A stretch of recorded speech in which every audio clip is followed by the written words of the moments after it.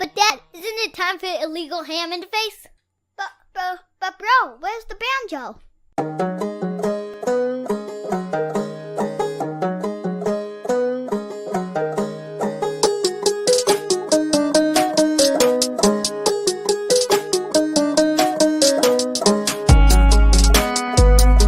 Some Cleveland sports shows try to give you hot takes, but only one can give you a big old piece of hot ham. Welcome to Illegal Ham to the Face.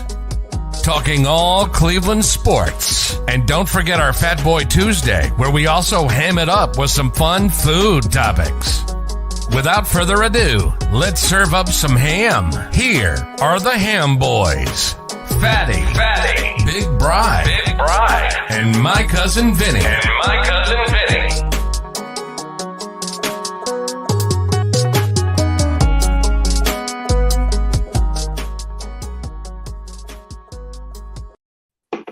What is going on, everybody? I am Jared Fatty Bates, and welcome to another episode of Legal Ham to the Face with me, myself, and Big Bri. What's going on, big fella?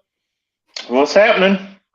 Dude, you got a new phone, you got new digs, where when you're staying in a hotel room out in Erie. Look at you living the high life. My wife kicks me out of the house during Michigan Ohio State week, so I got to slum it in a hotel. Well, no better place than Erie, Pennsylvania, let me tell you. It's not as bad as Buffalo, thank goodness. I mean not that I would know of. I mean, they just had Josh Allen dumped all over their city. I mean, what was it, 6 feet, 7 inches of snow hit Buffalo? That was definitely a disaster. And like some of these people were actually riding sleds off their rooftops into like streets and stuff. They said the Buffalo players just had to dig out a walkway just to get towards the main road. So, I mean, just imagine that. And I understand that, playing in the elements, you got to be out there.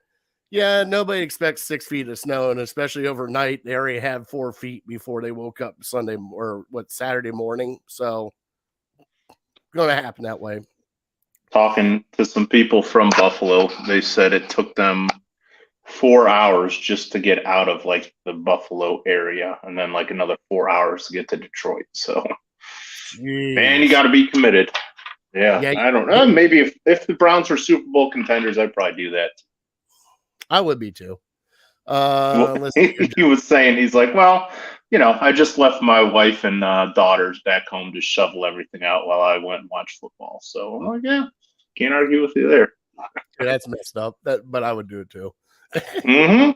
I mean, I don't even know how to get rid of that much snow, Bri. Where are you going to shovel it to? Where do you start? Yeah, where do you start? I would just look at it and be like, kids, guess what? We're eating ramen noodles for a while. Hunker down. That's what a lot of people do. I mean, you need a front end loader or you need an excavator or something to get it out because you can't do it with a shovel, Lord knows. I mean, maybe a blowtorch? A little blowtorch action? Could be. One of those flamethrowers. Heck yeah. Just stand out there on top of the snow. Just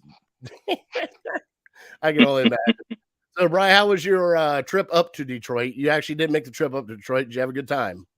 Yeah, it was a good time. I was going to get into it with my shout outs, but if you want me to, I guess we're pretty much at the shout outs now. So, yeah, it was a good time. I mean, I was happy. I was, from talking to me after the show last week, I was kind of on the fence on if I really wanted to go to Buffalo because, A, I was going to have to work this week.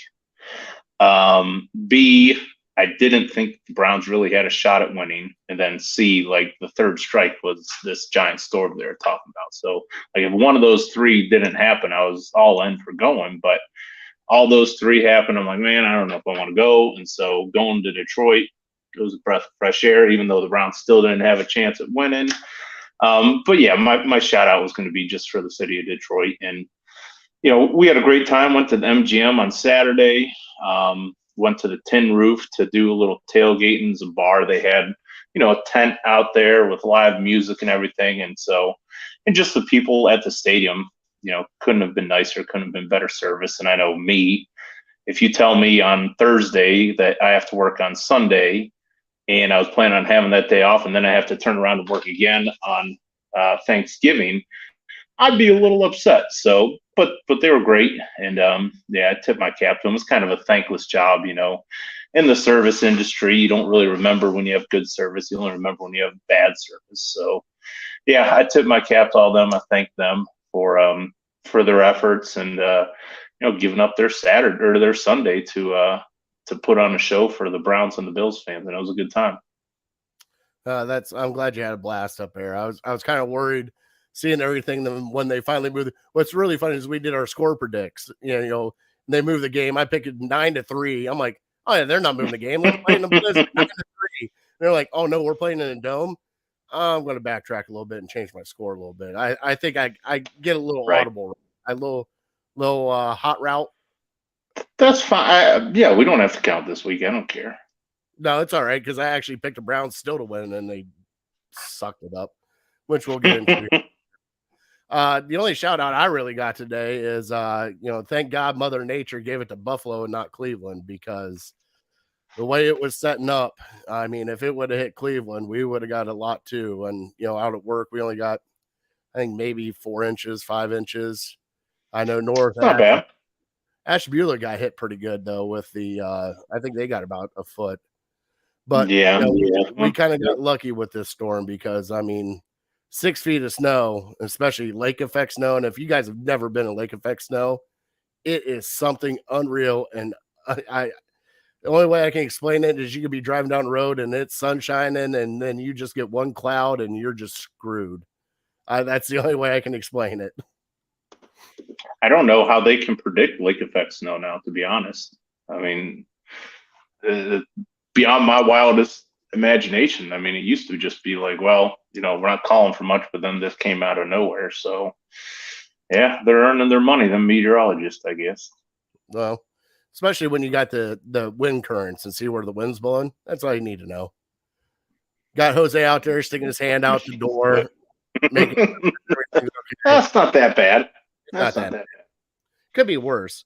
I do have everybody at work, Bri, wants us to do a 5 to 10 minute segment with Jose Cato story time, brought to you by Ice House Beer. Sure. It has been brought up multiple times. I have asked Jose to come on with us.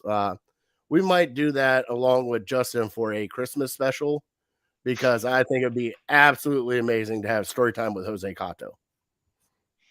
Probably you got to put that clock on him though, because he'll go for 45 minutes and tell the same story 5 times. So you got to tell him, hey, you got till this hits 0 and then you're out. So you got to finish your points.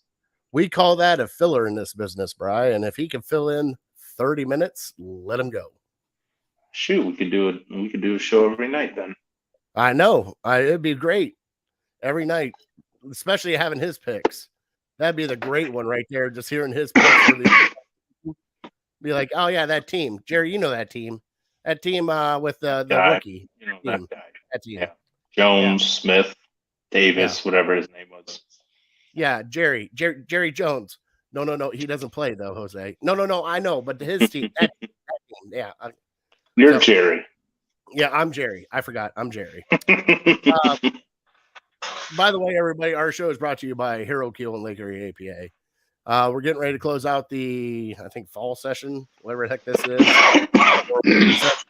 And we're getting ready to start up a new one here in a few weeks. So if you'd like to join, have a good time, there's going to be a whole bunch of cash payouts, cash tournaments coming up here soon. And then we got the wonderful tournament for the trip to Vegas. I have finally brought the trophy in. It is downstairs on the mantle. Wanted to bring it up and show it off because it actually looks really nice. So cool. If you guys want to join, get a hold of us, and you can join us at Lake Erie APA on Facebook, or get a hold of us and we'll get you in touch with whoever you got to. Bri, we did not finish trivia last week, which we are doing great on trivia at this point. We'll get it this week, I promise. Okay, so hold on. So last week I had a chance. It was running backs, right? We had Jim Brown. I had Adrian Peterson, Jim Brown were 2, and I needed 2 more, right? Correct. So Nick Chubb was 1, Adrian Peterson was 2, Jim Brown was 3 for running backs who started their NFL careers Their first 5 seasons with 8+ touchdowns in every single season. So there's only been 5. Nick Chubb was 1, and then those other guys. So you got 2 more left. But it's got to be rushing, right? Rushing touchdowns, correct. Emmitt Smith. There's another. All Bring right, it home. I got 3. Bring it home. You got a week to figure it out. Adrian Peterson, Jim Brown, Emmitt Smith. Bri, this is killing me. I said I'd give you 3 strikes. All right. Let's see here. Marion Motley. No, good guess.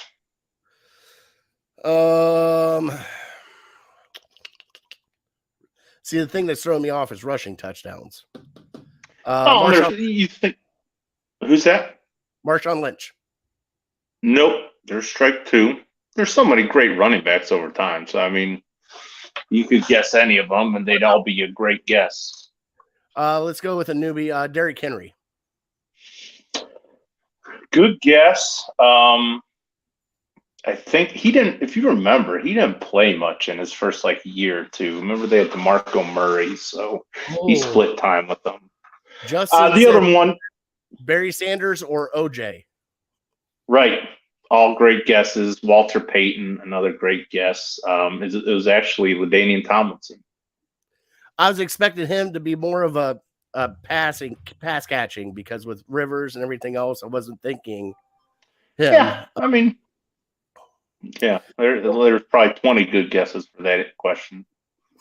Well, Bri, it is my turn to give you your trivia for the week. Are you ready? Yep. All right, let me bring it up here. Hold on. I'm getting there. And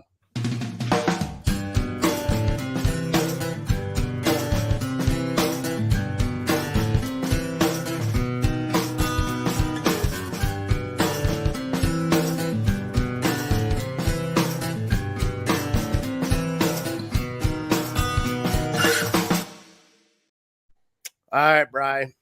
This week is, for us, one of the favorite traditions that you and I both love. We give each other shit pretty much all week via text message, gifts, pretty much anything. But, Bri, in their illustrious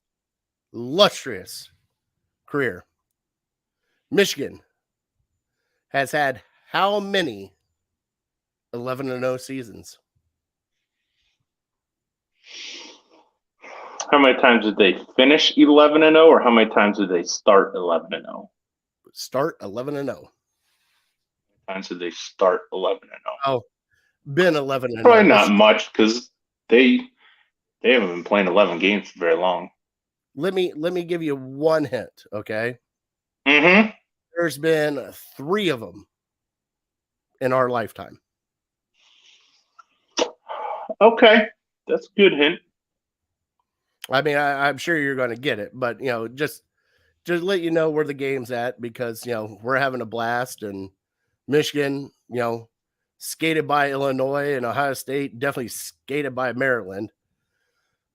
I don't know why they're looking ahead to the other matchup that they're going to do this weekend, and they forgot who the hell they were playing. And I hate it when they do this, because any point in time, Brian, we've seen those losses before. The losses to, was it Indiana or Purdue or, Iowa, the ones that just sneak up on you, and you're like, Iowa's 3-8, we should have beat them. But you know something? They pulled it out, and this marks, I think this is the only second or third time that Ohio State Michigan has met up undefeated. And I can't say the other ones, but it's going to be a great matchup, Brian. I'm excited, buddy. We'll talk to you here a little bit later. Well, in all reality, the games this past weekend were kind of irrelevant. Just because had Ohio State or Michigan lost and then won this week, they're probably still in the college football playoff, even with one loss, as long as they would win this week. So, yeah, watching Michigan gut it out in Michigan, that was a lot of fun. But Yeah, I mean, it kind of dawned on me as that game was coming to an end. Like, well, even if Michigan loses this, as long as they beat Ohio State, you're probably fine. And same Yeah. thing goes for Ohio State. But hey, good. It's more media hype that they're both 11-0. All right, I'm not even what just eat. Okay. We are going to I see what you did there. We'll Are we doing a separate show for Ohio State, Michigan, or are we just gonna like lump it in with this one? well, I was kind of hoping to just do a kind of a little separate one where you and I can kind of talk back and forth of like our That's fine. it's up to you because I was either thinking late Friday night doing one after like the wifey and everybody goes to bed and we can do a little whiskey hour and have a good time and have some people on with us just talking, just having a blast on Friday night, or I can't do it Sunday or Saturday morning, either Thursday or Friday night after like everything, the festivities wind down and Oh, you don't want to do it tonight? No, why? Oh, I thought we were going to do it after this. We talked about doing it after this show. And then you just posting it on Friday. Oh, I could do that too. Well, we'll figure it out. We'll see how this show goes. Then I mean, because honestly, I don't know. I'm kind of at the mercy of family stuff. So I don't know. I can't guarantee that I'd be able to do it on Friday. Well, something, we'll figure it out. We'll see how far this goes, see how we're feeling after this, and we'll go from there. Does that work? I'm in a hotel room all by myself, so I got all the time in the world. I mean, I have to go out to the gas station and get another tall boy, but well, I might have to send my kids out to the gas station and get me a tall boy too. Does Uber Eats deliver beer? They do now. Do they? You have to take a picture of your ID, and they will deliver it to your house. I didn't know that. That's cool. Yeah, it's great. Okay. And then you have to check the ID once they get here. So, like, normally you can have them be like, leave it at the steps and then just leave, and I'll grab it when I get to it. But no, they actually have to check your license when you get there and make sure. Yeah, DoorDash does too. Yeah, so all you got to do, if you get a little too hankered and you ran out, need just a couple more, get a hold of one of our fine Uber or DoorDash, and you can get it right to your door. Would they do it for $1.25 beer? They'll do it for whatever. It's what you're paying. You're paying in the delivery. Pay the fees. You're paying the delivery fee and everything else. Now, Jose wouldn't do it, but you might do it. It's cold out there. I don't feel like walking. I understand that. I definitely understand that, Bri. All right, Bri, let's get into our Cleveland headlines because I got one for you that you might just laugh your ass off at here in just a second. Okay. Right?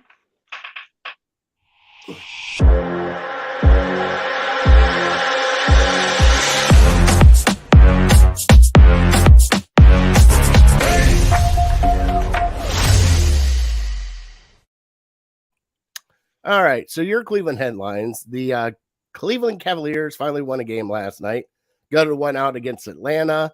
We're now 11-6. We're back home. They're 7-1 at home.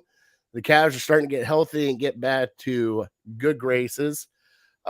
Craig, the trivia question is in the past, let's just say our lifetimes, how many undefeated seasons has Michigan had?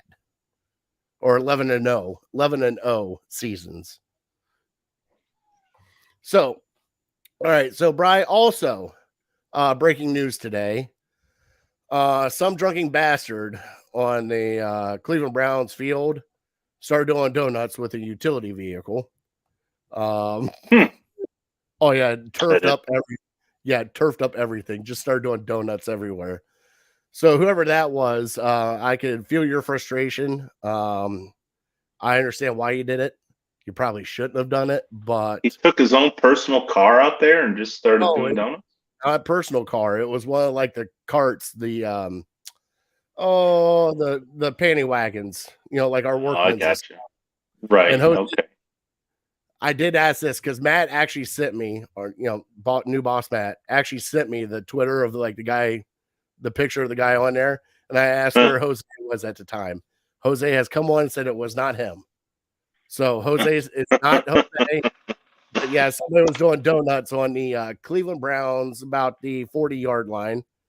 The team wasn't out there practicing, were they? No, They were this is it. inside today? Now, Okay. Justin, it was not Chubb that was sitting on the bench. It was Myles Garrett. There's pictures of Myles Garrett sitting on the bench by himself, Hmm. per Ben Roethlisberger. I don't know if he was crying because we didn't get that close, but everybody else was shaking hands, and Myles Garrett was out there just sitting on the bench pondering. The press conferences this week have not been pretty, which you and I will get into here in a little bit. I'm surprised that they left Detroit with their coaching staff still intact. I thought one of them might be gone on their way back. But, I mean, Bryce, since the Band-Aid's ripped off, why don't you hit a little bit on the Cavaliers, and we'll get your take on the donuts, and then we'll just dive right into the Browns.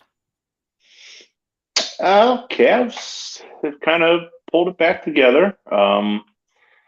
They haven't been, although last night was a really good win to beat the Hawks like that, and win it kind of running away. But the game on Friday night, they were up big, and then just kind of stopped watching it. I was out at a local establishment in Medina and look back, and it's like, oh man, this might go to overtime here. And then it went to overtime, and I can't remember if it went to a second overtime even. But yeah, to beat the Hornets like that without Lonzo Ball and I think another guy who's pretty good for them, that was a little concerning. But then they came back and they took care of business against the Jimmy Butler-less Heat. So that was nice to see, and hopefully they're just getting no momentum back. Really good. They're average, not an average young team, but they're like all young teams that they're good in comfortable situations. They're good at home, but I think they're 8-1 now. They just got to learn how to win on the roads, and that'll come with time. We're still not even quarter of the way through the season, so nice to see them get the legs under them a little bit and start stringing together a couple more wins. And yeah, it's kind of like the baseball season. It's a long season, so we're going to have many more ups and downs throughout the year. And hopefully they take a lot of experience as the season goes along. But last night was a great win, and Atlanta's one of those teams that you kind of have to overcome and kind of hop them in order to be considered with the Bucks and the Celtics. Hey, and that's a great win because guess what? Atlanta was one of the ones that knocked you out too last year. So, all right, Bri, let's go ahead and rip off the Band-Aid, bud. I mean, the Browns still suck. They really still suck, and it's not pretty. Why don't we get your take of the game first? I have a list of stats here that you're just going to love to hear in a little bit because I'm normally not a stat guy, but this is kind of just ridiculous. But, starting out, we had the upper hand in the first half. Buffalo came out. They were off. They had them on their heels. And then Buffalo realized about a little bit after the first quarter, oh, shit, they can't stop the run. And then they started running the ball. So, at that point in time, that's when everything started coming unglued. But Brian, how do you think the at least the first half? I mean, it was a valiant effort the first half. Josh Allen wasn't the greatest. Diggs wasn't really that great. But that shows you any NFL team can find your weakness and just exploit the shit out of it. So what do you say, bud? Yeah, the Bills didn't even play a great game, and they probably had their C game. And the first half, the Browns had some success, but that eventually went away. The Bills tried to win the game in their style of playing football, and that's by throwing it a bunch. And it was kind of clear that Josh Allen just didn't have it. I don't know if it's his elbow or what, because he was missing pretty easy throws that he should always make, being one of the best quarterbacks in the league. So they tried to do it that way, and they 3 and out, and then he threw one high to I think Dawson Knox on like a 3rd and long, and Grant Delpit came up to try to make the tackle, missed it, or kind of got bowled over and they got the first down, and that was kind of like something that released all the pressure and the stress for them, and they got it going after that. But yeah, they tried to do it their way, and then they're like, oh yeah, that's right, we can just run the ball at will against this team, so let's just do that. And again, another game like the Dolphins game where we're going to take away what you do really well, and we're just going to take that away all game long, no matter what. And they shut down Stephon Diggs. They shut down Josh Allen. Allen didn't run the ball much. I think that was maybe more by design, again, with the elbow, not wanting him to get hurt. And he didn't need to. So again, the Bills were like, well, let's just get through this game. Let's get this win. Let's get out of here. And that's what they did. And yeah, I mean, defensively, it was a great effort early on. And then it was like the defense just got frustrated that the offense wasn't giving them more of a lead. And then, we stopped them for the first 3 to 4 drives. I know they got that field goal, but they returned the ball to like the 35, so they're already in field goal range. And I think the Bills got like 6 field goals on the day. So you hold a team to 6 field goals. That's still 18 points, but you're not giving up touchdowns. So, and then the other one was the turnover where they just needed one first down, 10 yards, and then they're in field goal range right there too. So you hold them to that. So they didn't play bad that first half until that final drive where Buffalo got a little something going, and then that touchdown to Diggs was just unexcusable. It was just wide open. The best player on their team, you just leave him that wide open, out of the 2-minute warning, I think. And it was just all downhill from there. And, we can get into the offense maybe a little bit more. But it's very apparent to me. Like this, What's that? This for me, Bri, this isn't an offensive thing. This whole season hasn't been an offensive thing because Jacoby Brissett has done enough for you guys to win. I mean, he threw for over 300 yards, 3 touchdowns. Yes, there's times that we had to put the ball in his hands to get us a win, which is not a good thing. But the offense has played well enough that we should win games like this. The defense has come out and just laid a goose egg. And you talked about the Diggs touchdown. Bri, that play pissed me off more than anything else. At that point in time, I had to tell my kids to go to the bedroom because Daddy was about to unload. Because first off, you called a timeout because you could not find Diggs. All right?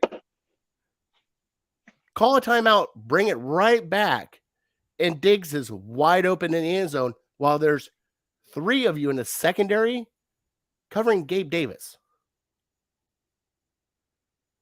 What the shit is that? Like, wide open. Like, not even like a little bit wide open, Bri. Like, that's just like, that's blown everything. I can understand if it was like a run and he didn't block right or anything like that, but you even called a timeout beforehand to get everybody set up and they still couldn't freaking do it, Bri. And then they double dipped on you, just like Miami did. They came out, they scored, came back, got the ball in the second half, and scored again. That is 14 points. They double dipped on you. You can't allow that to happen because you're going to lose games like that, especially with the double dip. If you would have held them to a field goal, this whole game might have been a little bit different. Or if you had just did your part, run out the clock a little bit more, might have been a little bit different. But you let them double dip on you by scoring at the end of the half, getting the ball back, and scoring a touchdown at the beginning of the half. Can't do that stuff. This is just elementary, Bri. And how is this team the most? I watched this, Bri, for the first 10 minutes of every first quarter. We are the 2004 New England Patriots, or whatever, the one where Tom Brady just killed everybody. Mm-hmm. I'm going to go to Vegas right now for the rest of the year, no matter what. First drive, we're scoring a touchdown. We've done it for like the past 6 weeks in a row, and then we can't do shit after that, Bri. And yes, they were loading the box and everything else, and Nick Chubb only had like 12 yards rushing. But also Nick Chubb had like 60 yards receiving. But I thought he But could. how many of that was in the first couple drives? I mean, the very first play we threw it to him, and then it's like he was involved in the game plan to do it, and they script out these first couple drives, and they're like, we need to get Nick Chubb the ball in space more often. So they did it a couple times, but then the flow of the game happens, and you just forget about it. And so I don't know what it is about scripting out these first couple drives, and I think a lot of it has to do with Jacoby Brissett. I think we again see the limitations of Jacoby Brissett. I know he had over 300 yards, but Right. a good bit of that was in garbage time. But he does not throw the ball to the middle of the field. The only time you saw him do that is those first couple drives, because he knows, he has all week to think of this. He has, okay, this read and then this read. And I know, so he has several days to think about, if the defense gives me this look, I know Amari Cooper to the middle of the field is going to be good. Teams have figured out the Browns offense. They absolutely have. I know time and time again, this past game with the Bills, they put 10 guys within 5 yards of the line of scrimmage, and they put one safety back just so he doesn't get burnt, just in case the Browns decide to throw it down the middle of the field. So that's why you can't run the ball. They're putting 10 guys within 5 yards of the line of scrimmage. It's going to be hard for any team to run the ball like that. And the only time Jacoby Brissett throws the ball deep is when he has one-on-one coverage on the outside, and he basically just throws up a 50-50 ball and hopes his receivers come down with it. And Peoples-Jones made a couple good plays, and Cooper made a couple good plays, but we've seen it at least for the last month, maybe longer, where those are the only deep plays that we get, is where he just one-on-one coverage on the outside, and he just throws it up and hopes this guy comes down with it. And I don't know if that's because the Browns don't have the personnel to have a speedster go down the middle of the field. I think it's more because Brissett is just terrified to turn the ball over. Like, how many interceptions does he have like last month? Probably not many, because he's not taking many chances down the middle of the field. And that's where you get your interceptions. So teams just play one safety back, and, they just attack you, and you can't run the ball, and they say, well, Jacoby Brissett's probably not going to beat us. And to this point, Jacoby Brissett hasn't beaten many teams. It's been the running game that kickstarts, loosens that defense up, or, whatever. Teams are just, and I noticed it starting with the Baltimore Ravens game, where they're just crowding the line of scrimmage, and you can't do anything in the run game. And yeah, Nick Chubb, 14 carries for 19 yards. That's bad for a really good running back and a pretty good offensive line at this point. I know Posick went out, but yeah, it's tough. That killed him with Posick going out. I really do. I think that just killed him, because he's been playing great, and to have a Forsythe as the center coming in, and you saw there was the fumble there with Brissett, the false start where he looked down to the left, which I thought was hilarious. They're like, yeah, it was a false start. Why? Because he moved his head. He just looked left, and it was like, oh, false start. It's like, bitch. I didn't catch that. Oh, that was the false start that they called on him, because he got set, and Batonio smacked him on the head and said, all right, go ahead and snap it. And he turned his head to look down the line, got set again, and then hiked it. And then that's when they called the false start. But I mean, this game, the frustrating thing is we knew that this season was what it was going to be. We knew we had talent, but we also knew what was happening. Somebody was getting suspended. We didn't know for how long. We knew this season might have been a wash from the get-go, depending on what was going to happen. But it just sucks that you have this talent and you're in games. We've really only been blown out of a game, maybe two games, Miami and Patriots. But it feels like any other game, you're still kind of, and Buffalo kind of gave it to us there at the end. But there's other games that we've been in the game to win the game. And you look at it, and here's the stat I wanted to bring up to you, Brian. All right. I want you to, who was the leading tackler for your Cleveland Browns? Do you know? This past week, This past week. I mean, I could guess it was somebody in the secondary. Close enough. JOK. JOK and John Johnson led your team in tackles with 12 and 10. Now, here is a glaring thing that shows me that your front office screwed the pooch this offseason by not paying attention to this. Tavian Bryan, 1 tackle. Jadeveon Clowney, 1 tackle. Hey, a running back, Jerome Ford, 1 tackle. Tommy Togiai, 1 tackle. Dearness Johnson, another running back, had a tackle. Anthony Schwartz, holy shit, he had a tackle, Bri. Mm-hmm. Your defensive line has not done shit. And guess what? Myles Garrett, you're not suspect to this too because you only had 3 tackles. You tied Denzel Ward with 3 tackles.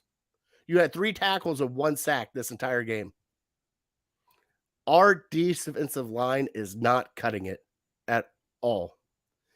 And every offensive team looks at that and just picks us apart, Bri. They realize that Clowney is the only one on this that will, or not Clowney, Garrett's the only one on this that can actually cause havoc, and nobody else is going to just bother them at all. You had your starting defensive tackles get tied with special team running backs for tackles, Bri. Anthony Schwartz got a tackle. 1 tackle. Guess what? 2 more, he would have surpassed Myles Garrett. Like, this is where it's at. And then after that, Bri, you go all the way up to the top. Grant Delpit had 6. Emerson had 7. AJ Green had 4. Jordan Elliott had 3. So Myles Garrett and Jordan Elliott, your defensive linemen, and they ran the ball. 2 running backs ran the ball on you for 86 yards apiece, and you couldn't tackle them. It starts up front, Bri. And I hate to say it, our up front right now, we have an offensive line that's in shambles because they're injured. And then we have a defensive line that's either A, too young, or B, doesn't care anymore. So it was pretty apparent to me this game, and I don't know if I've noticed it as much in the past games, but once I started noticing it and looking for it, our defensive tackles, they don't play smart. They shoot the gaps.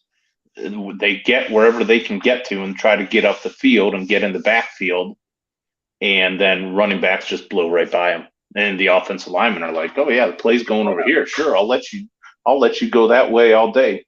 So the defensive tackles are like, I don't know if they're just going for a sack every time or what they're doing, but one thing that you learn when you play football is gap integrity. You have to be in this place.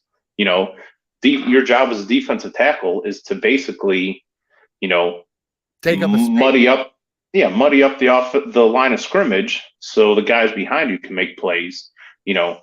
But these guys, I don't know if they're going for the, having their name called by the announcer or what, but they need to be smart. They need to just sit there and occupy these offensive linemen so somebody else can make plays, because they're just creating these giant holes on the offensive line or on the line of scrimmage.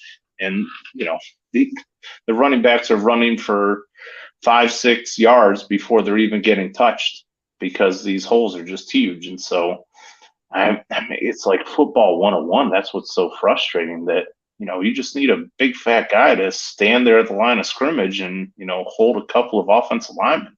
I think you'd be better off than what these guys are doing. And, I got, our friends that Red Leg, a few other people, I put out on Twitter because the Eagles picked up Ndamukong Suh. Mm-hmm. And you and I were talking about it, and that is a veteran leadership right there. That is a guy, I understand he's older. I get that, but it's still a guy that knows how to play the game of football. Having a guy like that in here would probably save this defensive line a little bit because he knows how to plug up the gaps like you're talking about. Like, you're wanting to take on 2 blockers so your linebackers can get downhill. That's your job. Your job is not to rush the quarterback. That is Myles Garrett's job. That is Clowney's job. Your job is to stand in front of the center, 2 guards, muddy it up, and let your linebackers clean up what's left.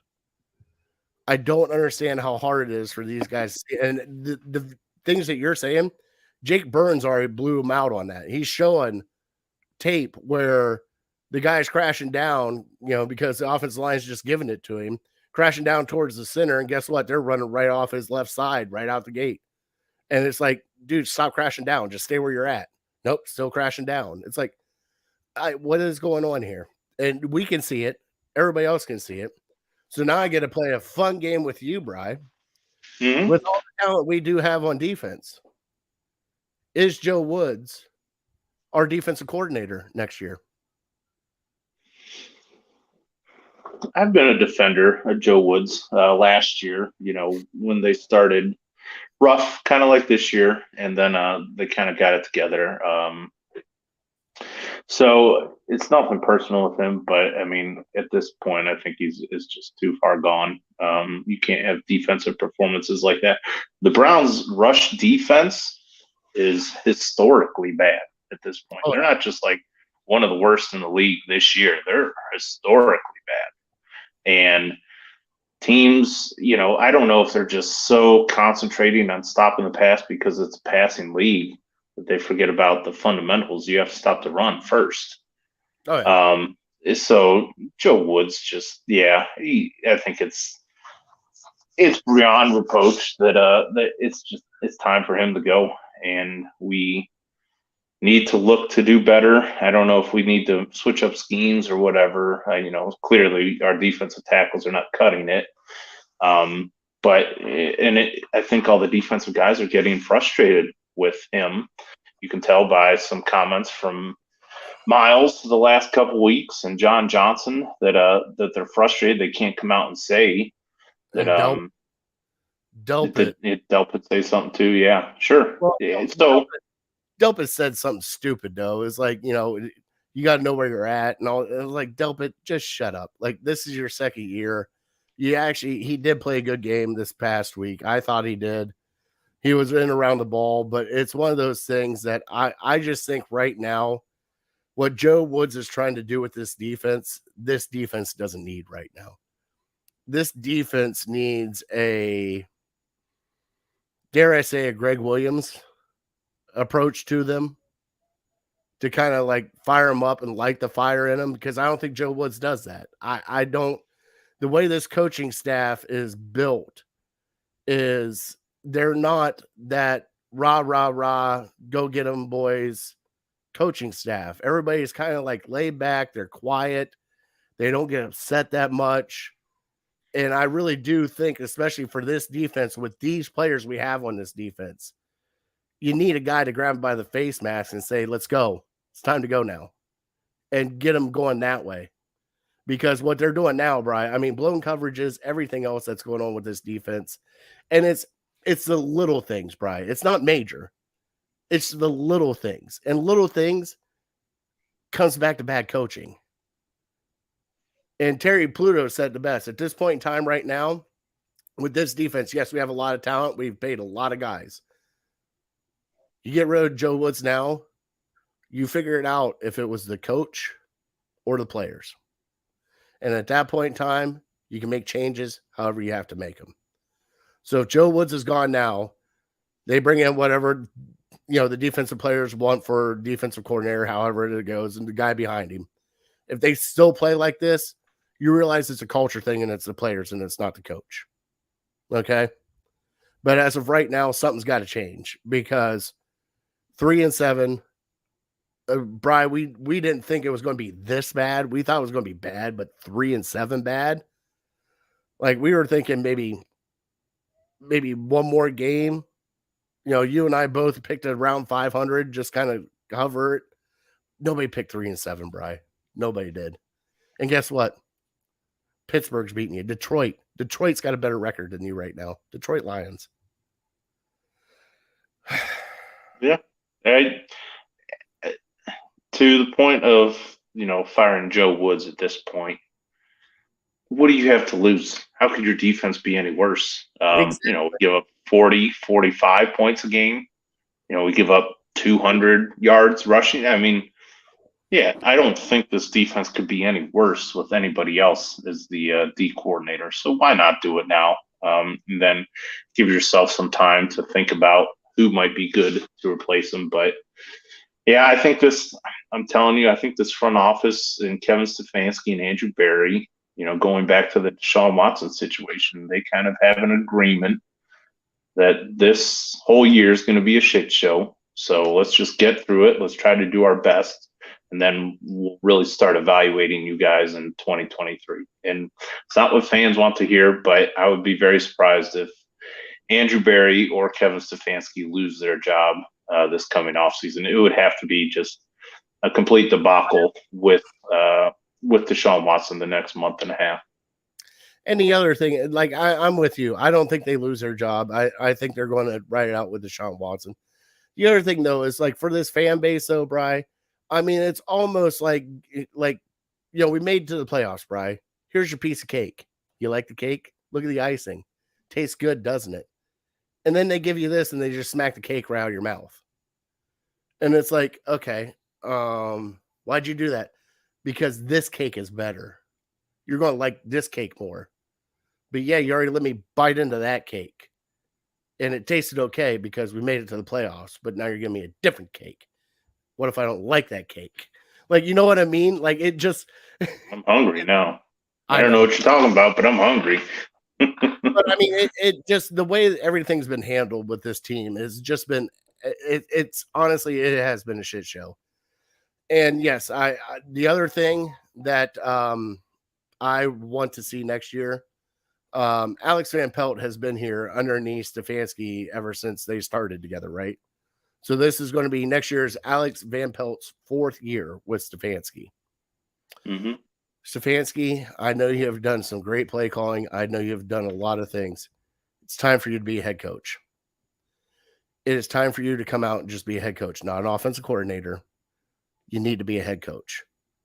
You need to actually take over the defense, special teams, and offense all at once. Van Pelt knows how you call plays. He's been in a room with you. He hears every play you call. He knows how you like to play a game. You don't need to do it anymore. Focus on the things you need to focus with. Time management.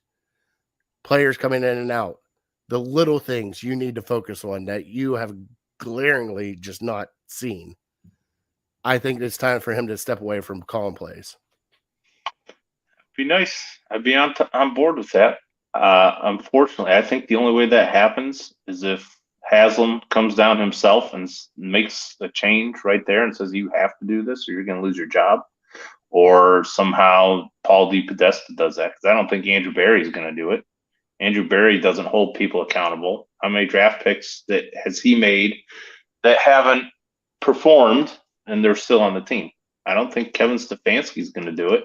He doesn't hold people accountable. How many people started the beginning of the year and, we're 3-7, so clearly somebody's not living up to the bill. How many starters have lost their job this season? So he doesn't hold people accountable. No. So it would have to be Jimmy Haslam coming down and saying, this is my franchise. You do it my way or we'll see you later. I don't, because we talked last week. These guys are going to go down with the ship. They're going to burn it to the ground doing it their way rather than making changes. Goddamn Hugh Jackson. And hey, one guy brought it up on the radio on 92.3. This feels worse than 0-16. Hey, I just because there's a light at the end of the tunnel here. 0-16, you're wandering through the desert and you got nothing. But Bri, you're hoping that a college kid can save you. Bri, at 0-16, we had no talent. We have talent here. That was his excuse. 0-16 and 1-15. Who did Deshaun Kaiser? We had no talent. There was nothing here. There was nothing in the cupboards. The cupboards are supposedly full. Just they don't want to play. I don't know. The spices aren't right, I guess. Brian, let's get moving on. Let's get your Big O player of the week. Big O player of the week. Well, I was going to go one of two ways. I think our receivers had a good game. So, being Ohio State Michigan week, I'll go Michigan man. DPJ made a couple tremendous catches on the sidelines, getting those feet in, and he scored his first touchdown of the year. So, give it to him. All right, I got to go with Amari Cooper. What a great show he had. It was nice having Njoku back. The hurdle from Njoku. Yeah, man, pretty cool. I can't believe, just seeing how athletic he is, and just Mark Cooper had a day of all days. Let's get. Do you even have a defensive player of the week? I said Martin Emerson just because he stepped in for Greg Newsome being out, and then he got a little banged up in the game, and he kind of stayed in there, gave us some continuity. But yeah, I mean, the defensive backs didn't play terrible. It was just, it was a block kind of game. Like it was like Buffalo wasn't really trying their hardest, but they were still finding ways to score points, and then our offense went dormant there for a large chunk of the game. So it was just an ugly game. My player of the week, JOK. It's nice seeing him back, seeing him everywhere.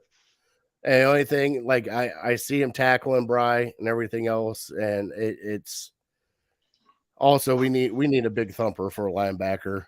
I'm tired of seeing safeties all over the field. Need one guy that can just lay the wood for this team. And Bri, just not my day. Player or coach or whatever of the week. I had Clowney, Davion Clowney. He came back a couple weeks ago and supposedly is healthy. And I was watching him a couple plays, and he just, if you look at him, just a couple plays, I don't know if this was just me focusing in on him, and this only happened a couple of times, but the times I did focus in on him, I was like, he's just out there not giving maximum effort. Like a run play, not to his side. He's just kind of, touching the offensive tackle and then just kind of going about his way. Or if he gets stonewalled, he's just kind of done. He's not fighting, everything depends on it. So I think, we knew he was a mercenary when we got him. And I think he's realizing this team doesn't have the talent or the fight to make it to the playoffs this year. So he's just kind of checking out. Unfortunately, I've praised him in the past. I thought he's had some great games in the last year and a half, but I hope he does better this week. Yeah, I'm just going to go with the whole defensive line. Like I said with the stats I put out there, Brian, that's not good when your leading tackler is. Yeah, linebacker's going to be there, but when your starting defensive line has only got one tackle, just one, Brian. Terrible. It's not good. It's not good. All right, Browns versus Tampa is coming up next. Brian, give me. We got to do our score predict, and then we got to do our 3 keys to victory for Tampa Bay. So, you want me to go first? Go ahead. 3 keys to victory for Tampa Bay, which they're playing it here, right? It is here in Cleveland. It's in Cleveland. Yep. Pray to God for a monsoon or a blizzard. Number 3. Number 2. Nick Chubb has got to do better. At least 100 yards rushing. And number 1, defense, just don't trip on your shoelaces as you're coming out of the tunnel. That's where I'm at now with this team, Brian. And I picked Tampa Bay winning by, what's the spread? What is it, 3 of them? I don't know. Is that what it is? I forgot to look, to be honest. Okay. That's all right. We'll just go with that. Well, look it up on your phone real quick while I give my. I mean, ESPN should have it on their scoreboard. 3 sounds about right, though. Maybe a little more. My 3. I mean, as a Browns fan, I'm a little demoralized. Yeah, we can say this stuff that this has to happen, but I don't have a whole lot of faith. Start throwing the ball into the middle of the field, though. I mean, let's see what happens. You throw an interception or whatnot, so be it. Number 2, let's go with the defense finally getting some damn turnovers because they're just, I mean, how are they this bad at getting turnover? I mean, I know you can't really practice for it or scheme for it, but what do they have? 3 interceptions this year or something like that. It's unbelievable. Win the turnover battle. We lost it again this week, even though our quarterback doesn't turn it over much. And then number 1, let's not get a kick block this week. I said a couple weeks ago, or maybe last week, I put it on K York. How do you get a 30-yarder blocked? I'm pretty sure Mount Union's offensive line could block a 30-yarder for Justin Tucker because he'll get it up real quick and it's going to go through. So he's not getting coached right or something, because he needs to change the way he kicks. He can kick from 70 yards, but he can't get one over a 6-foot guy from 30. So something's wrong there. All right. So, Bri, the minus 3.5. That means Tampa 3.5. Okay. Is that right? Minus 3.5? Who's minus 3.5? Tampa. Tampa's minus 3.5. So, yeah, they're favored by 3.5. I had 19-13 Tampa. Low scoring game. Tampa's defense is really good. They have Vita Vea in the middle, and we have our third string center playing at this point, so he's going to cause havoc in the run game. And hey, if it's good, going to be hopefully a good fantasy week for me because I have a lot of Leonard Fournette stock, and the Tampa Bay Buccaneers cannot run the ball at all. They're one of the worst in the league, but they're probably going to have a really good week this week. So go pick up who's their backup, Rashad Jones or something like that. Leonard Fournette, Rashad Jones, both those guys are going to have probably a monster week this week. Tampa Bay loves to throw the ball, so maybe they're stubborn and they just want to do it their way. But Buffalo kind of figured it out that, hey, if the passing game's not working, you got to just run the ball, and you can do basically what you want against this defense. So maybe the defense gets upset, gets embarrassed by that stuff. But it's just, yeah, it seems like Groundhog Day. We're going to be talking about this again next week where Browns can't stop the run. Tom Brady didn't look great. Mike Evans, Chris Godwin, those guys didn't have great games, but somehow we still lost by 2 touchdowns. Yep. And I picked 35 to, let's go 35-24, Bri. Tampa. Your score is 35-24? Okay. Yep. I mean, we can beat them. They're not like great. They're not Kansas City, Buffalo. The Steelers beat them a couple weeks back. So if the Browns really going to stick up their ass and they don't want to get embarrassed, they can win this game. I'm not going to be super shocked if they do, but if they just kind of play like they had the last couple weeks, where when's Deshaun Watson coming back, then it's going to be another one of those results.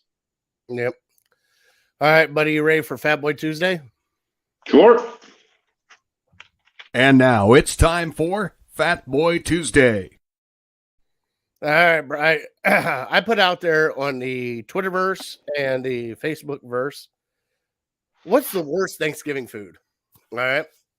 And I got a wide array of wonderful. Yep. Okay. Wonderful answers, especially on Facebook with friends and family that have chimed in.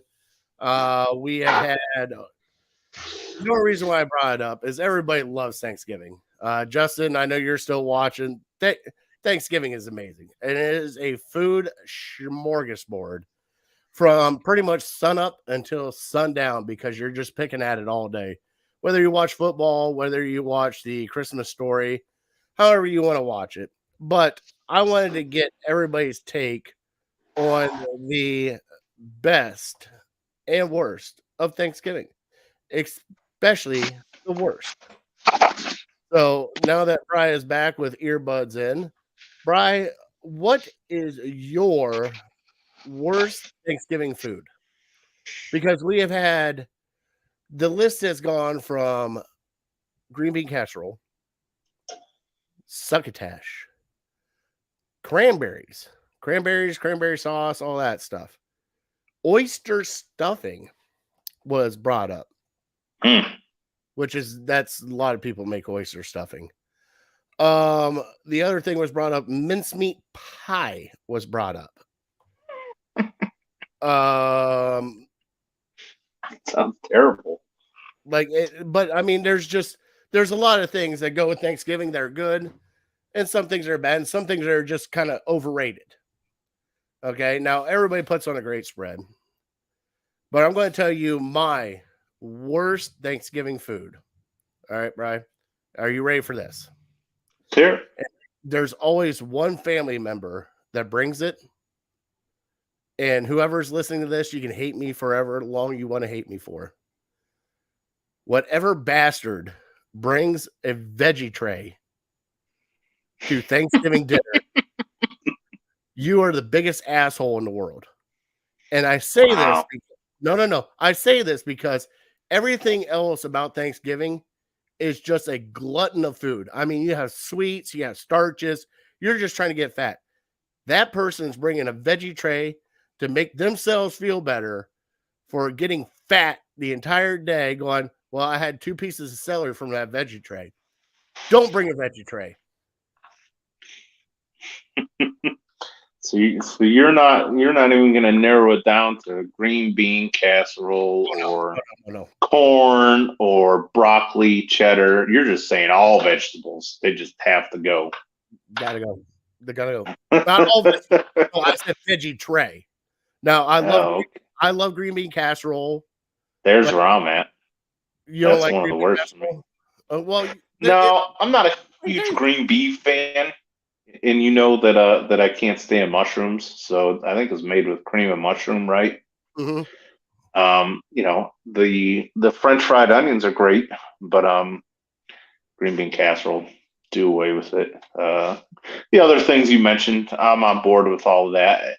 And I know you tell me every year, and I forget every year. What the heck is succotash? That is corn and lima beans with like a little bit of sugar in them. It's like a sweet thing. That's not bad. That's not bad. The reason why I brought it up is because Chris, my brother-in-law, hates succotash. And it's like it's a family thing. Like my grandmother made it for us. My sister now makes it for the rest of the family. It's a family thing to eat. Justin said, hey, now veggie trays are good when you're trying to sober up. No, Justin. When you're trying to sober up nuking leftovers, that's when leftovers are good. That's when you get the stuffing that's cold and you just kind of soak up the alcohol. For sure. Exactly. Oh my Lord, Justin, we're going to teach you how to do this right. But no, and also you got to throw it in there. Now, I have never had this until I went down to West Virginia. Now I've heard of it, but yams with the marshmallows on it. Mm-hmm. I've heard of it. I've never had it. I'll never have it again. Oh, you did you tried it down there? I tried it down there and I'm like, nope, can't do it anymore. Like when it comes to sweet potatoes, for me, we always did sweet potatoes and gravy on top, or the brown sugar and butter on top of them. You never did the candied pecans? No. Really? That's what we always do. That's really good, but it's almost like a dessert. See, listen to this guy. Now he's like, I did go to culinary school. Yeah, you went to culinary school and you're an accountant now. So obviously, learn something. I got with you, Justin. No, I love you. What is all right? So, Bri, leftovers. Let's get into leftovers because that's the best thing. After Thanksgiving's all over with, you got the leftovers. You got sandwiches. You got everything else. Are you a huge leftover fan where you'll like make another plate the next day of Thanksgiving? Or do you kind of just concoct something together that you make a little turkey sandwich and some chips? Or do you just do the whole Thanksgiving all over again the next day? Yeah, I've already, believe it or not, I've already had my first helping of leftovers yesterday. So being in Detroit, I didn't get to partake in our Friendsgiving that we go to every year. So my wife went, she brought me home a plate, and still almost as good as the first time you have it. Especially some of the things you can't recreate. You know, I'm a big cheesy potato guy, so Oh, yeah. the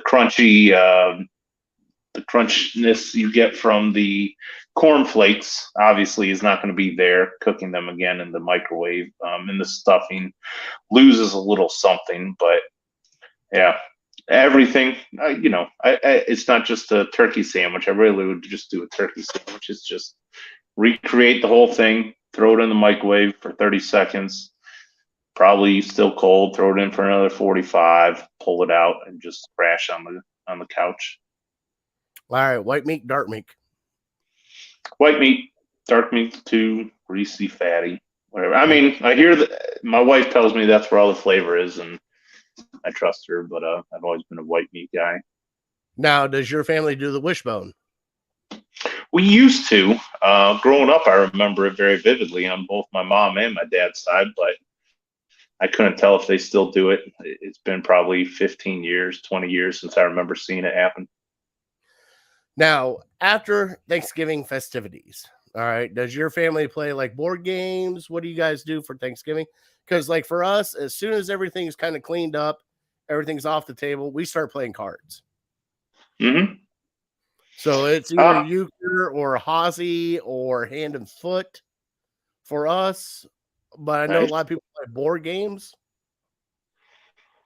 So typically, how it's gone, usually, I mean, now, especially with my wife's family, we usually do a couple of Thanksgiving dinners in one day. So go down to her family's and then go join my dad's side of the family, and usually miss out on the first meal.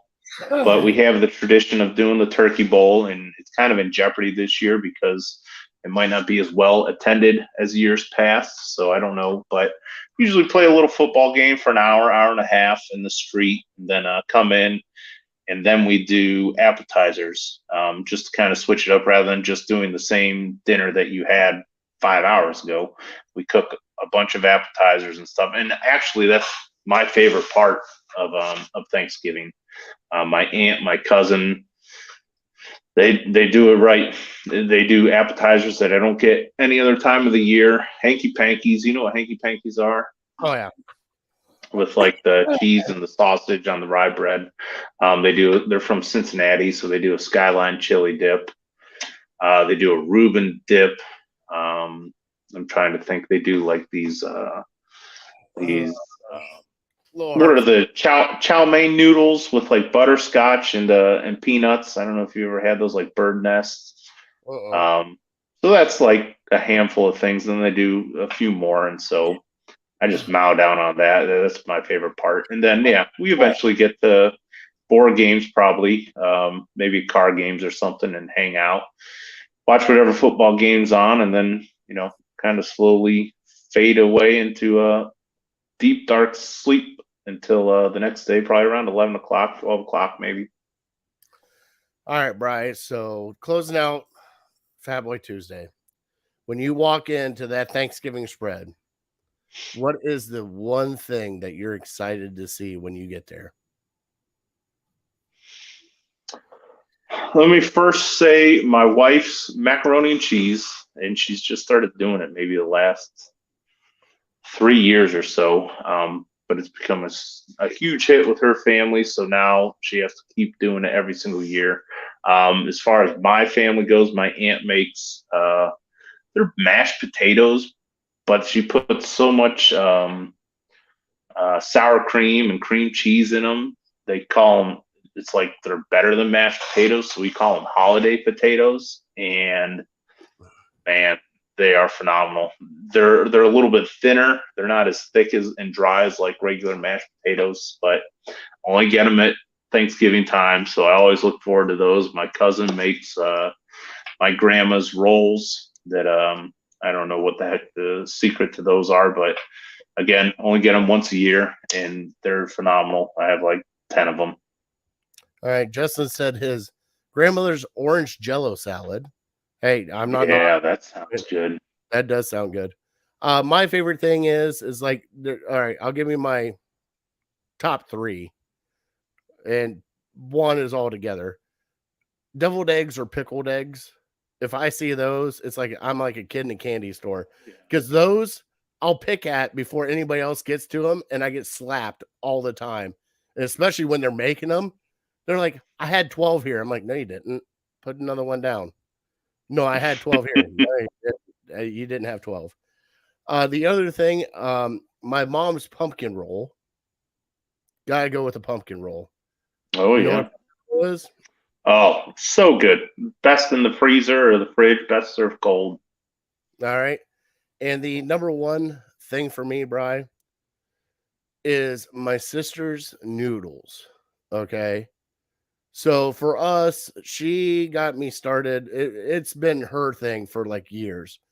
You get the mashed potatoes, and then you get the egg noodles with the turkey and chicken stock in it, like some of the leftover, and you just pour it right over top the mashed potatoes, noodles and mashed potatoes. So good. Mm-hmm. I only get it once a year, and when I do, I'm killing it. And you know something? I know you don't like green bean casserole, but man, I love me some green bean casserole. I'll eat it cold if I have to. I don't care. I'm a monster like that. I'm all right with that. Okay. All right, Brian, let's get the top 3 things we're thankful for. We'll do the trivia. You got about 10 minutes to do a little bit of Ohio State, Michigan hate, and then we'll close it out. Oh, yeah, I got time. Yeah. All right. So let's see here. Brian, give me your top 3 things you're thankful for this year. Okay, number 3. As we get older, you can't take your health and your family's health for granted. So every year that passes, I'm just incredibly grateful that everyone is still around and everyone is still healthy. So if we can be in the same position next year, I'll be super, super happy. So that would be my number 3. Number 2, kind of close every show with it. Just thankful that I was born and raised in the greatest country in the world. And sometimes we kind of don't realize how much better we have than other countries. And, I know we're not perfect and we have a lot of things wrong with this country, but we have our freedom and you can still be whatever you want to be. So that's number 2. And then number 1, it's always number 1. It's my family, having my family around, as we grow and get bigger and get further away. You grow to appreciate the time that you can all get back together. And, even if you haven't seen them for an entire year or haven't talked to them for 6 months, it's just kind of, you throw all pettiness aside and just kind of hug each other and love on each other and have some laughs. And, just enjoy being around each other, and always puts a big smile on my face this time of year. All right, so I'm just going to pretty much do this for Justin. For Justin, it's Thanksgiving, hookers, and blow. Okay. You want me to put that out there for that? Brian, I'm in the same boat with you. Number 3, troops. The people that can't come home for Thanksgiving, people that take care of us, can't get together with their own family because either they're working or other things are going on. I'm thankful for those people that actually do take care of us, Bri. I don't know where Patty Pat is at this year. Might be down at my sister's. I'm not 100% sure, but just family like that. Number 2, Big Bri, I am thankful for you. No. I'm in the top 3. You made the top 3, Bri. Wow. Bri, we have started doing this. I look back, June 5th, 2020 is when we started this show. And look where we're at now. We're having fun still. Everything's kosher. I love every bit of it. I can't not thank you enough for being a co-host for this, because you and I have started this actually probably back in 2006 when we started talking sports. We should have done it way back then. But, doing it now with you, I can't thank you enough. And I love every minute of it. I love the side gesture, especially with Ohio State, Michigan. Can't wait for that. I know. And my number 1, like you said, family. Whether it be family I haven't talked to in a while, or a family that's pissed off at me and doesn't want to talk to me. Still love my family. I still consider you family. I love all of you. And I cannot wait to see you guys soon. And I appreciate you guys more than anything in this world, because if it's not without family, the support system you have around you, it's a lot. And especially with mental health and the way it is today, no matter what happens, Brian, you always pick up the phone call and call somebody. Like, I know if I need to talk to you about anything, I can pick up the phone and call you and be like, hey, bud, we got to chat for a little bit. And I know you'd answer that phone. So thank you for everybody that does pick up that phone. And, something you ever need to call me and talk to me, give me a buzz, bud, because I've been there. I've done it. You see me at my worst and you see me at my best, bud. And, a lot of people don't get to see that, especially in family, but family is always there for you.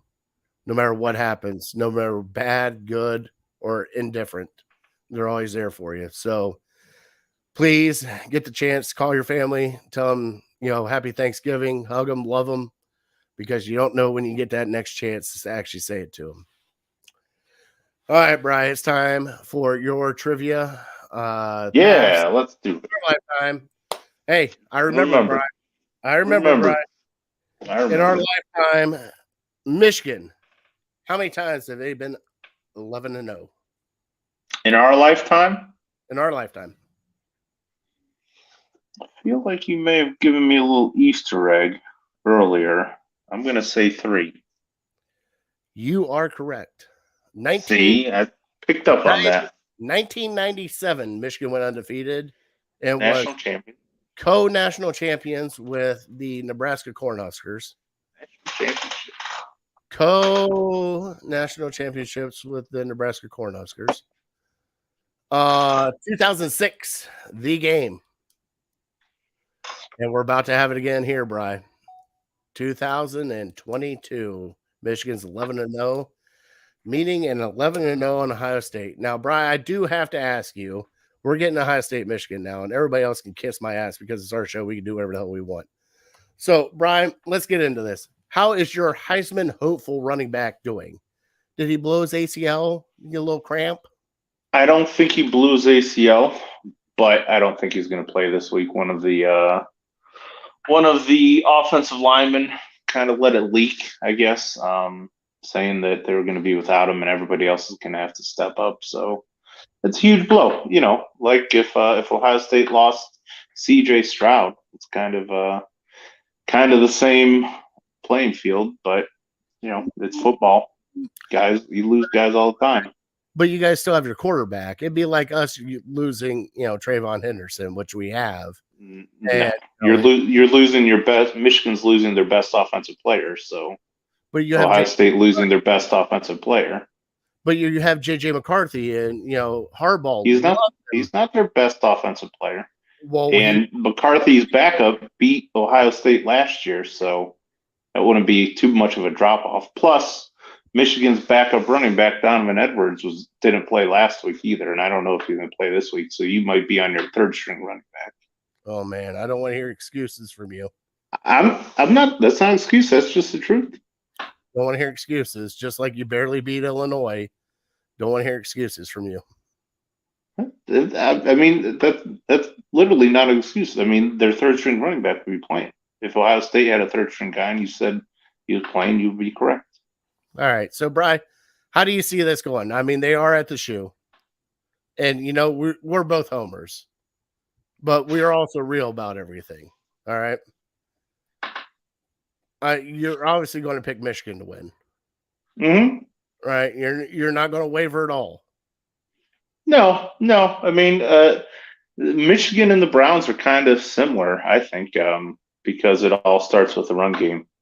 And it all starts with the offensive line and controlling the line of scrimmage. And they did it last year to Ohio State. And if they did it last year, they can do it again this year. I mean, the only difference between between Michigan and the Browns are Michigan has a much better defense than what the Browns do. So, I mean, we could talk all day how, Ohio State and Michigan are both 11-0 for a reason. They're both very good teams, yes, but they've both played pretty soft schedules.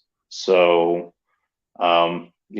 it's no surprise that Michigan's defense is giving up some of the least amount of points in the country because they just haven't played too many great teams. So, yeah, they'll be tested. It's going to be strength on strength. It's going to be Ohio State's offense versus Michigan's defense. And, I think it could go either way. The reason you talked after last week's game, how you wanted to bet me straight up. And I was saying, like, I'm not stupid. I think Michigan can win the game for sure, but make no bones about it. Ohio State has better talent. Go look at the last 5 recruiting classes in Ohio State's top 3, and Michigan's down around 20 to 30. So Ohio State has better players than Michigan does. I mean, again, just stating facts, not making excuses or anything, but, Georgia has more talent than Tennessee. Alabama has more talent than Kentucky. Brian, these are just facts.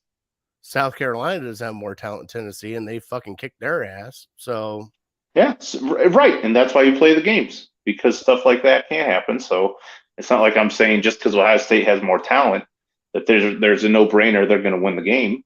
But they're at home, they have more talent, and they have the better quarterback. So usually you can see why they're favored by a touchdown. I mean, Brian, and Michigan's without their best player on offense. Let's be honest. We have the best quarterback and wide receivers. Let's just be honest. In the game or in the country?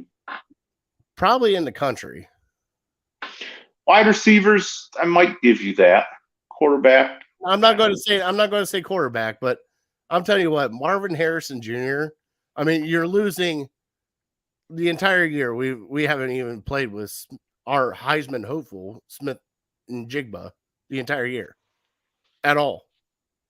And yet we're still putting out this offense. Right. Because they have like 5-star wide receivers. Right. That goes back to recruiting. Brian, it's not that hard. It's called Jim Harbaugh, pony up the money and let's do this. Well, Michigan kids have to go to school. Oh yeah, because they're so they don't go to Michigan to play football or to play school. Sure. I roll my eyes so far in the back of my head, I've almost fell out of the chair. Sure, they don't go to Michigan to play. No. Just like the kids from Notre Dame have a grade point average that they have to hit.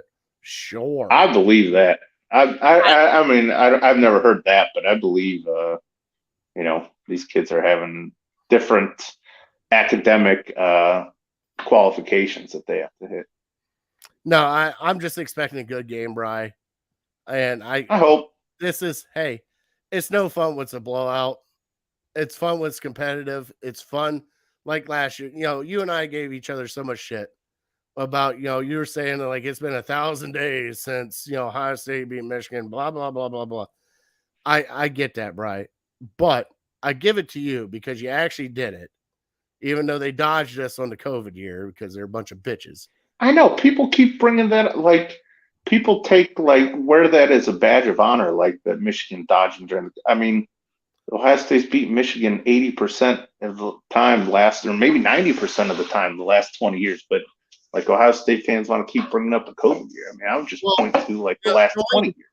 But the only reason why is because we play them every year, and they're using. There's no doubt about it that Ohio State would have won that game. Yeah, but I understand that. But you guys are using the excuse of COVID, even though it wasn't COVID. How do you know it wasn't COVID? How many games got canceled that year? Hey, right? It was a flu. I mean, Michigan had a game canceled against Iowa. Was that where they dodging them? Bri, we had a guy that we work with. It's the flu. It's not COVID. There's no such thing as COVID. Even though doctors that know probably 500,000 times more than him told him it was COVID. There's a little bit of shadiness going on with that because the only reason why I say is that's probably the worst team that Michigan's had in a very long time since Rich Rod. And I think they just didn't want to get embarrassed. And that's fine. If you don't want to get embarrassed, that's fine. You can go ahead and, medical reasons we can't do this. And, we just got to, I get it. Never know. Never know. Hey, I can't wait to see the 30 for 30 on that with all the people that tested positive for Michigan. Nobody cares that much about it except for Ohio State fans. It'll never be a 30. Oh, you should. Ohio State fans will talk about that game for the next 5 years. There was no game. The game that never was. Now, but if Michigan wins this game, I think the rivalry's back on. I don't think the rivalry's back on just because they beat them 1 year. I think you beat them 2 years, especially if Stroud goes on to win the Heisman. How hollow would that Heisman be if he lost to Michigan twice? I mean, no Ohio State fan would celebrate him. I still would. You still would, even though he lost to Michigan twice and didn't make the college football playoff at all? They would still, hold on. All right, so we got to get into this. Even with a one loss, Ohio State, Michigan, they would still sneak in the playoff at the end, right? Ohio State would over Michigan, I think. Why? They would give Ohio State the benefit of the doubt. They would give Alabama the benefit of the doubt if they had one loss. They give Ohio State the benefit of the doubt. But they wouldn't give Michigan the benefit of the doubt because Michigan hasn't been a powerhouse for 10 years. So how about this? What if Michigan beats Ohio State? Mm-hmm. Okay. But let's just say loses to Illinois in the championship game. That point in time, you have a one-loss Ohio State, but a Michigan team that beat Ohio State. You would have to put in Michigan over Ohio State at that point. I mean, otherwise that would be. But that'd be one glaring, horrible loss that you guys had at the Big Ten championship. Right, but if two teams have this, and this is something that, they've done it before, obviously, but something that drives me bananas about the selection committee. If two teams have the exact same record and they played each other and the one team won head to head, they have the same record. So that's the tiebreaker, the head to head. I mean, and it goes for more than just Ohio State and Michigan. It goes for any team, two teams that have the same record. If one team beat the other, same record, that team's automatically above. I get you. And the great thing is Justin just pulled this up. And you know what the great thing about this playoff is, Bri? There will be no effing Alabama playing in this national championship. Yeah. I don't know. There is zero chance Alabama plays in this national championship. That loss to LSU for Alabama was the nail in the coffin. Now, there might be a 2-loss LSU sneak in at the back end of the championship, but they would have to beat Georgia. But you have USC still only one loss, correct? Yep. You have TCU still undefeated, I believe, getting ready to go into their Big 12 championship. There is no possible way Alabama can even come close to sniffing the playoffs this year. So this would be the first year without Alabama in the playoffs, right? Yeah. I think the Alabama hate is more Ohio State fan stuff. Like, as a Michigan fan, I really don't care. I mean, Alabama's the best school, the best football program in the last 10 years, kind of like when the Patriots had their run. No, and I understand that, but we've had a one-loss Alabama. We've had, it's always the scenario that it's the SEC and Alabama is the echelon of the SEC. And to see the chink in the armor with Alabama right now opens the door for everybody. And not just you think it's not that big of a chink, but it is, because LSU, who's played god awful horrible, with Brian Kelly comes out and beats you, and then you're going to have a Georgia LSU SEC championship. Like it's crazy. LSU has been pretty good this year. I mean, outside of the one game against Tennessee where they got the doors blown off, their first game against Florida State, remember, that was the wild one I was texting you about. Like, what they returned a kick, or I forget, they scored with no time left and then missed the extra point or something like that. So LSU hasn't been bad. No, I'm not saying they haven't, but I mean, it's just, yes, SEC is where SEC is. I get where SEC is. but they also forget that the schlubs that they play, like, last week we're actually playing conference games while Alabama is playing, was it Austin P? Yeah, but that doesn't matter. I mean, you look at the SEC top to bottom. At the end of the year, it does. We play those schlubs at the beginning of the year. We play a tough schedule all the way to the end. But I would think, would you agree that an SEC schedule is more difficult than a Big Ten schedule? Really? See, you're showing your homerism right there. No, I mean, other than Michigan and Ohio State, what good teams are there in the Big Ten? I mean, Illinois is not bad, but I get what you're saying, but you also got to look at the bottom of the SEC. No, I don't worry about the bottom. I look at the good to great teams. Every conference is going to have the schlubs at the bottom. Okay, they don't count. Okay, look at the top 6 teams in each conference. Okay, so the 6 teams for the Big Ten are Penn State, Ohio State, Michigan, Wisconsin, Iowa, Illinois. Well, now Illinois, but I'm just saying in general. Yeah. Iowa's always been a decent team, and Michigan State. Either Michigan State or Northwestern with the ups and downs, right? Yeah. I mean, yeah, I guess. All right. You could probably argue. I think those 4, and then 2 other teams kind of rotate in. Let's go SEC then. Mm-hmm. East and West, 6 teams. Okay, so we have Georgia East, Alabama West, right? Mm-hmm. LSU West. Yep.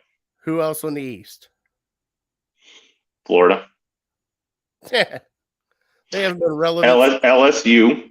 So let's just look at national champions in the last 10 years. Okay, you have Auburn, you have Alabama, you have LSU, you have Florida won a couple. Georgia won last year. How many teams in the Big Ten have won a national championship the last 10 years or the last 20 years? Ohio State. In Ohio State. Right. Okay. Michigan State got boat raced. Last year, Michigan didn't really do great against Georgia. I mean, it's a no-brainer to me that the SEC is I'm not above the Big Ten. I'm not saying that they're not, but you can't throw Florida in there because Florida hasn't been relevant since Urban Meyer. They've had some decent years. Yeah. Okay. So that's they're like Penn State. I would put them in the same class as Penn State since Urban Meyer. So after that, so you got LSU, Alabama, Auburn's been a Georgia. Yeah, Auburn's been pretty bad. Ole Miss, please. Up and down. Tennessee had their one fluke year this year. Yeah. Okay, so what I'm saying, the Big Ten is Ohio State and Michigan. I get that. So let's see here. Texas A&M. Roll my eyes. We don't need to go through the rest. I mean, so you're arguing is that your argument that the Big Ten and the SEC are kind of neck and neck? I'm not saying that they're neck. I understand where you're saying that like a lot of teams down there are really good, but how good are they? Like LSU was one of the best ever, and I don't think a Penn State or a Wisconsin could ever have a run like that. But they're one of the top 3 that they have. And we've had Penn State make the playoffs. They made that run. So. I don't think they have.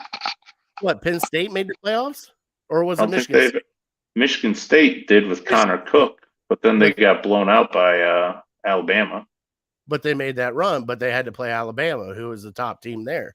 What if that team played Florida? Yeah, I can't remember who was in that year. You know what I mean? Like I understand. Like there's top of the top, and then there's bottom of the bottom. Like SEC top. No. Hold on. No, I'm just laughing at this started as a Michigan Ohio State thing, and now we're going Big Ten SEC. Sorry, I guess I'll be SEC guy. All right, so No, I get it. I mean, they should be. I mean, the gauntlet they have to run through, yes, they're very good teams. I'm not saying that they're not very good teams that they have to beat. But there's also teams that you look at that they match up with, like, let's just say LSU, Florida play each other. Like, oh, this is going to be one of the greatest games ever. Then you look at the end of the season and Florida's only won 5 games. It's like, Sure. okay, so why'd you hype this up? Like, at least we're not getting into it. It doesn't matter because it's an argument that's never going to. No, I know, but I think